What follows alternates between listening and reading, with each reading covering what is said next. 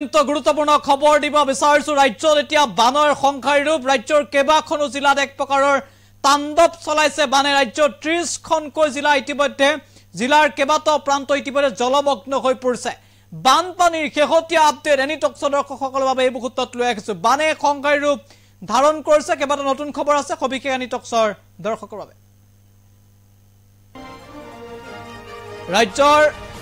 ৰাজ্যত অপৰিৱৰ্তিত হৈ আছে বান পৰিস্থিতি প্ৰলয়ংকাৰী বানৰ কবলত ৰাজ্যৰ প্ৰায় 29খন জিলা ক্ষতিগ্ৰস্ত হৈছে 3535খন গাঁও ইয়াৰ ভিতৰত ধুবুৰী জিলাৰ সৰ্বাধিক 567খন গাঁও প্লাবিত হৈ থকাৰ খবৰ আহিছে কেইবাটাও বিগ আপডেট আহি পৰিছে শেহতীয়া তথ্য মতে 29খন জিলাৰ 23 লাখ লোক বানৰ কবলত পৰিছে 23,96,648 ইয়াৰ ভিতৰত 9 লাখ পুৰুষ আৰু 8 লাখ মহিলা আৰু 5 লাখ শিশু আছে বুলি জানিব পৰা গৈছে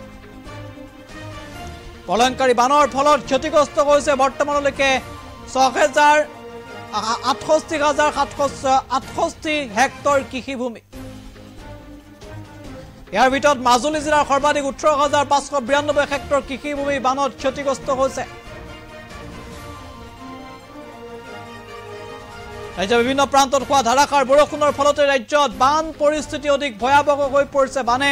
সংখ্যাৰ ৰূপ ধাৰণ কৰিছে বান পৰিস্থিতি অধিক শোচনীয় হৈ পৰিছে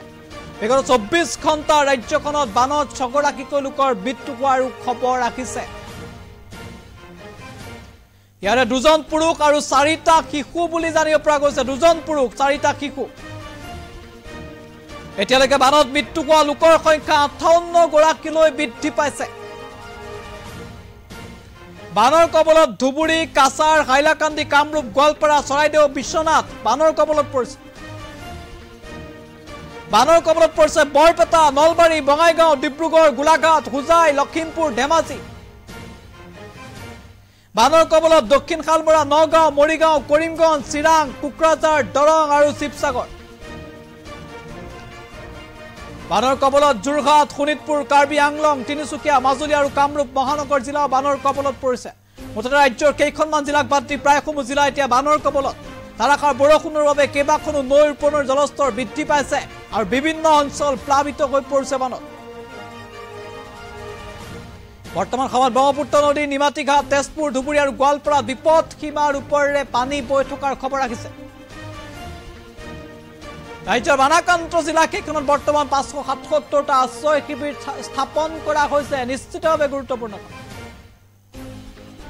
ইয়াৰ ভিতৰত কাছাৰ জিলাৰ সৰ্বাধিক 104টা আশ্ৰয় শিবিৰ স্থাপন কৰা হৈছে কাছাৰত 104টা জনাইছো খুব গুৰুত্বপূৰ্ণ খবৰ আশ্ৰয় শিবিৰত থকা লোকৰ সংখ্যা 53,429 গৰাকী চৰকাৰী তথ্য 53,000 লোক এতিয়া আশ্ৰয় শিবিৰত আছে বৰ্তমান সময়ত বানত 15,49,161টা পোহনীয়া জন্তু ক্ষতিগ্ৰস্ত হোৱাৰ খবৰ আহিছে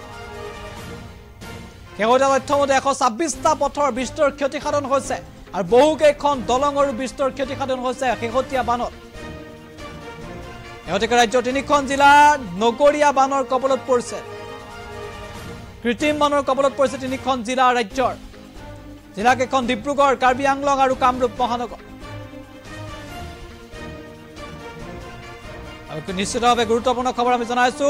যে ৰাজ্যত এতিয়া বান পৰিস্থিতি অপৰিৱৰ্তিত হৈ পৰিছে ৰাজ্যৰ কেইবাটাও প্ৰান্তত বানে সংখ্যাৰ ৰূপ ধাৰণ কৰিছে তথ্য অনুসৰি প্ৰায় 30খন জিলা এতিয়া প্লাবিত হৈছে আৰু আমি উল্লেখ কৰিছো 3,000ৰো অধিক গাঁও ইতিমধ্যে বানত প্লাবিত হৈছে 53,000 লোক এতিয়াও তেওঁলোক মথাউৰি বা বিভিন্ন যিসমূহ ওখ ঠাই তাত তেওঁলোকে আশ্ৰয় শিবিৰত আছে বিভিন্ন আশ্ৰয় শিবিৰত আশ্ৰয় ল'ব লগা হৈছে জনতাই বানে তাণ্ডৱ চলাইছে ৰাজ্য লাখৰ ঘৰত জীৱ জন্তু ক্ষতিগ্ৰস্ত হৈছে